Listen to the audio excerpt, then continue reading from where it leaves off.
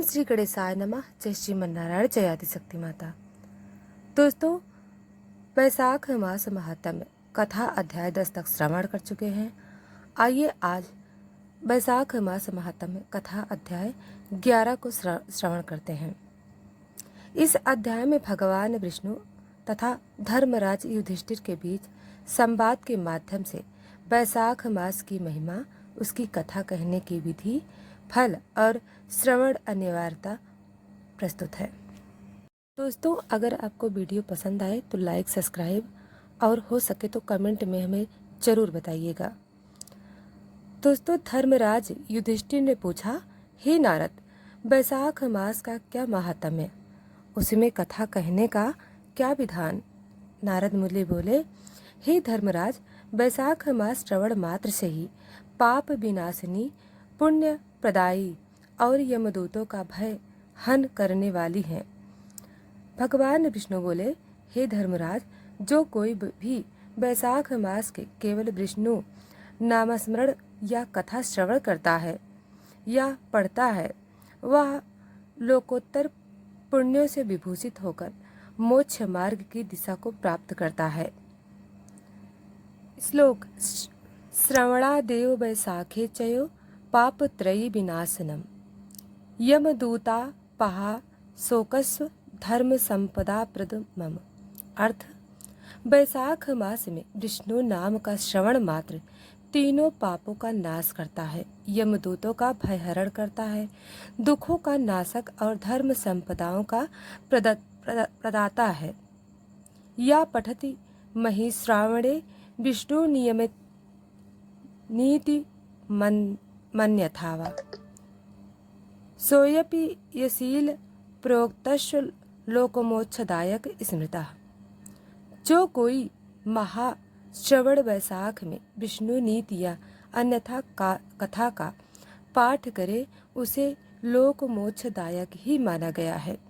दोस्तों, ये संवाद एवं श्लोक वैशाख मास महात्म्य कथा अध्याय 11 में कहा गया है।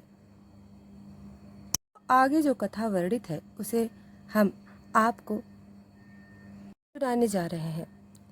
समुद्र मंथन की कथा। नारद बोले, हे धर्मराज, वैशाख मास में समुद्र मंथन का स्मरण अत्यंत फलदायी है।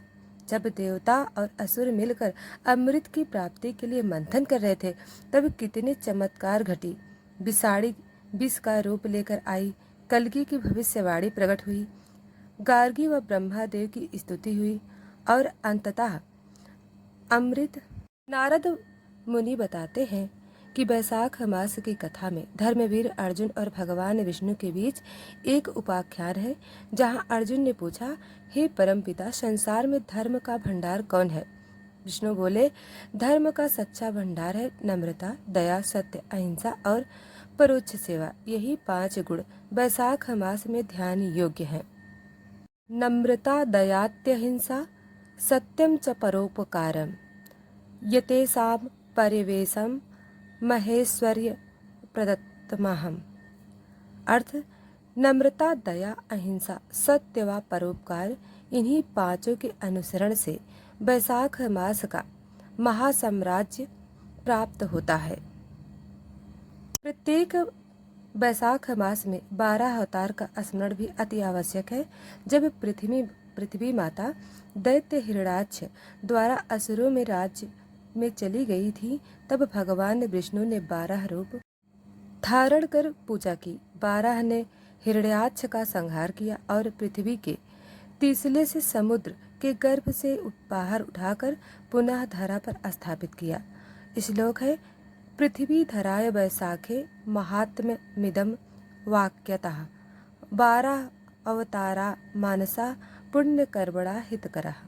वैशाख मास में पृथ्वी को उठाने वाले 12 अवतार का स्मरण मन में करने से पुण्य कर्मों का हृदय में संचार होता है।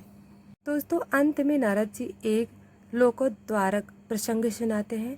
जब ब्राह्मण पुत्र पापी आचरण के कारण लोकों में भटकने लगा, तब उसने वैशाख मास की कथा का श्रवण एवं दान के द्वारा पुण्य पंथ ज्ञात किया। एक बूंद तिल, तेल तथा पंचदलीय वस्त्र का दान देने से ही उसकी आत्मा को महान मोक्ष की प्राप्ति हुई। श्लोक है, तिलम च तेलम च पंचदलीयम वस्त्रम दानम यत मोक्षदम वैसाखे तत् पापम हरणम शुभ समम। वैसाख मास में तिल, तेल व पंचदलीय वस्त्र दान करना पापों का हरण करके मोक्ष प्रदान करने वाला फलदायी है। नारद जी ने कहा, हे धर्मराज, ऐसी कथा यदि शुद्ध हृदय से श्रवण कर जितना हो सके उतना दान कर और विष्णु नाम स्मरण करते रहो तो जीवन में अनादि अनंत पुण्य फल की प्राप्ति होगी। श्रवणम दानम नाम श्रवणम च तत्यस्माते वैसाखे तत्र निहितम सर्वलोका मोक्षदम शुभम। वैसाख मास में कथा श्रवण, दान एवं नाम स्मरण जैसा भी संयम हो वही लोक मोक्षदायक शुभ कर्मों का मूल है। जीवन में अनादि अनंत पुण्य फल प्राप्त होंगे।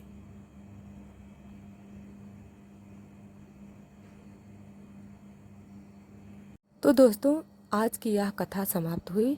अभी तक वीडियो को लाइक सब्सक्राइब नहीं किया है तो अभी कर ले। धन्यवाद।